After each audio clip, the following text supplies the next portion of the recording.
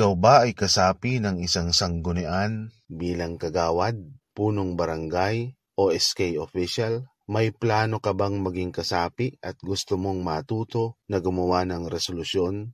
Iniaasa mo na lang ba sa sekretary o kalihim ang paggawa ng resolusyon? Mas mainam na marunong ka rin dahil hindi sa lahat ng panahon ay may tutulong sa iyo o magugustuhan mo ang ginawa para sa iyo. Ano ba ang resolusyon? Ito ay ang pagpapahayag ng kalooban o intensyon ng isang sanggunian. Sa istriktong kahulugan, hindi ito isang lokal na batas na katulad ng isang ordinansa.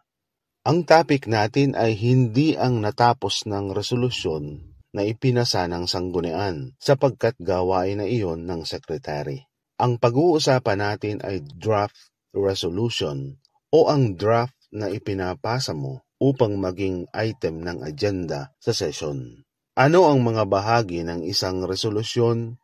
Ang susunod mong makikita na kinulayan ng pula ay ipapaliwanag subalit hindi gaanong bibigyang pansin. Samantala, ang mga kinulayan ng itim ang higit na pagtutuunan natin ng pansin. Ang mga bahagi ay heading, session details, attendance, resolution number, title or subject matter, whereas clauses, movements portion, operative clauses, at attestation. Ano ang heading? Ito ay karaniwang nakasulat sa pinakaitaas. Makikita kung anong barangay ang nagtibay. Hindi ito ang focus natin. Gawain ito ng kalihim. Ano ang session details? Karaniwang nasa ibaba ng heading. Nakatala kung regular o special session, anong petsa, oras, at saan ginanap. Hindi tayo ma-focus dito. Gawain ito ng kalihim. Ano ang attendance portion? Karaniwang nasa ibaba ng session details.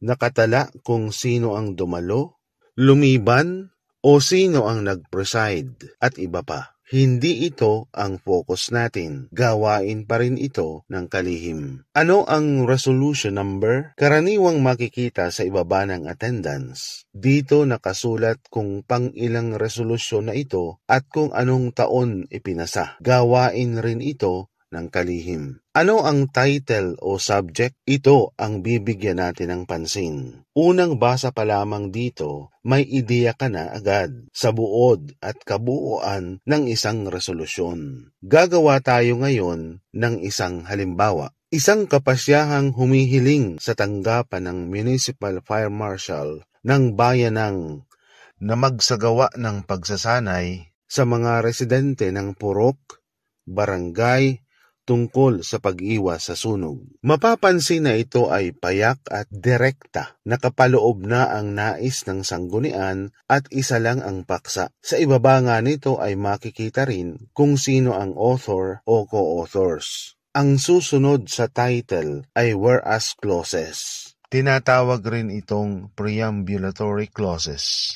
o preamble. Sinisimulan ito sa whereas kung English at sapagkat o samantala kung Tagalog. Sa whereas clauses, inilalahad ang mga dahilan at saligan ng resolusyon. Sa isang istriktong kahulugan, sumusuporta ito sa titulo at lalo na sa operative clauses. Ang haba o dami nito ay nakadepende sa pangangailangan. Magsaad ng batas o regulasyon kung kinakailangan. Dapat ang pagkahanay ng ideya ay logical, dapat ay hindi irrelevant. Gagawa tayo ngayon ng 4 na whereas clauses bilang halimbawa. Samantala, may mga insidente ng sunog sa purok, barangay, nito lamang nakalipas na 3 semana na ang dahilan ayon na rin sa investigasyon ng Bureau of Fire Protection, BFP, ay kawalan ng pag-iingat ng ilang residente. Kung mapapansin mo, ang unang clause ay naglahad ng isang pangyayari o facts at ang dahilan ng mga pangyayari. Gawin natin ang sunod na whereas clause. Samantala, maiiwasan ang sunog kung matuturuan ang mga residente ng wastong pag-iingat sa paggamit ng apoy. Ang nabanggit na clause naman ay nagbigay na ng solusyon na pagkakaroon ng wastong kaalaman. Ang linya at ideya ay patungo at sumusuporta sa nais ng resolusyon. Samantala, ang BFP ay may wastong kasanayan upang magbahagi ng mga kaalaman kung paano maiiwasan ang sunog.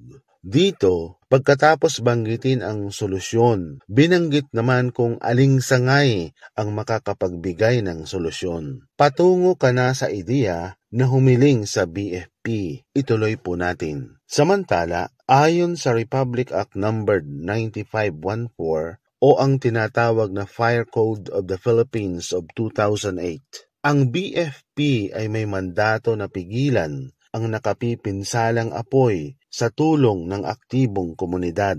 Kung nakita mo, nagbigay ka na ng legal na basehan kung bakit ang BFP ang hinihinga ng tulong. Ipinaparating rin sa BFP na dapat itong bigyang pansin dahil sa mandato nito. Ang paggawa ng maayos na whereas clauses ay hindi lamang isang skill, kundi tila isang art.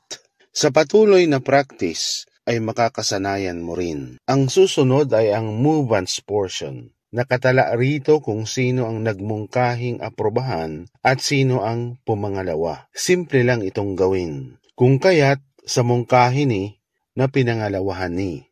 Ang mahalaga pang dapat mong malaman ay ang operative clauses pagkatapos ng move-ons portion. Sa bahaging ito makikita ang pagpapasya ng sanggunian. Gumawa tayo ngayon ng halimbawa. Kung kaya't pinagpasyahan at ganap ngang pinagpasyahan na hilingin sa tanggapan ng Municipal Fire Marshal ng bayanang na magsagawa ng pagsasanay sa mga residente ng purok, barangay, tungkol sa pag-iwas sa sunog. Ang panghuli ay ang attestation, kung saan matatagpuan ang pangalan at lagda ng presiding officer at ng kalihim. Minsan ay nilalagdaan rin ito ng ibang mga kasapi ng sanggunian. Ang ibinahagi natin ay basic at guide lamang at hindi isang hard and fast rule. Pagyamanin mo na lang. Kung gusto ng English na resolution, gawin mo at pareho lang rin ang principle. Kung may napulot kang kahit konting kaalaman, mag-subscribe ka na sa ating channel. Mag-like na rin, mag-share at mag-comment.